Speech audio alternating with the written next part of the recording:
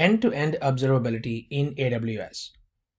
Project objective: implement full-stack observability in AWS for a web application by generating and collecting logs, metrics, and traces utilizing cloud-native services provided by AWS. The technologies used in this project: I used AWS Amplify, Cognito, API Gateway, AWS Lambda, DynamoDB, CloudWatch, X-Ray, and Cloud9 for IDE. Here is the architecture diagram. This is a web application using which a user can request a ride.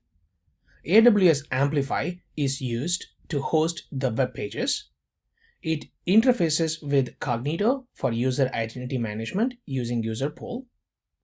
I used Cloud9 for development, which integrates with code repository.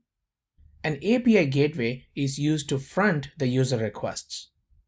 The core logic is built in Lambda as a serverless web application using Node.js. It also interfaces with the DynamoDB table.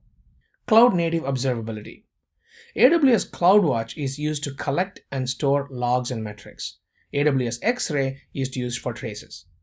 CloudWatch RUM is used for end-user experience monitoring. My objective for this project is to utilize CloudWatch and X-Ray and RUM and make the necessary code changes to enable full-stack observability.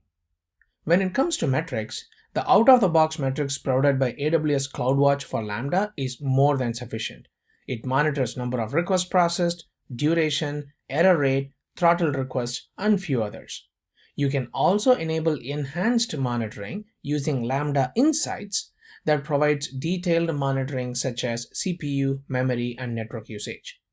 Here is a screenshot of metrics within the Lambda function page. Logs. Lambda logs messages into CloudWatch by default. We can write our own log messages for troubleshooting. That's exactly what I did for this project. I modified the code to include some custom log messages for me to troubleshoot.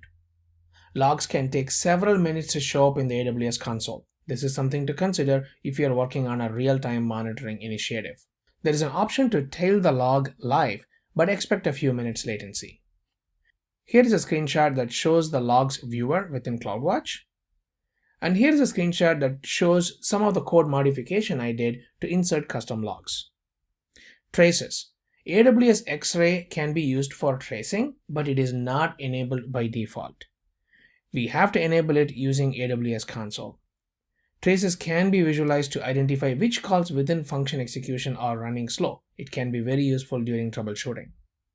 We can add annotations and trace remote calls made by the Lambda function by including X-Ray SDK or AWS distribution for OpenTelemetry. Here is a view of the segment timeline of a trace.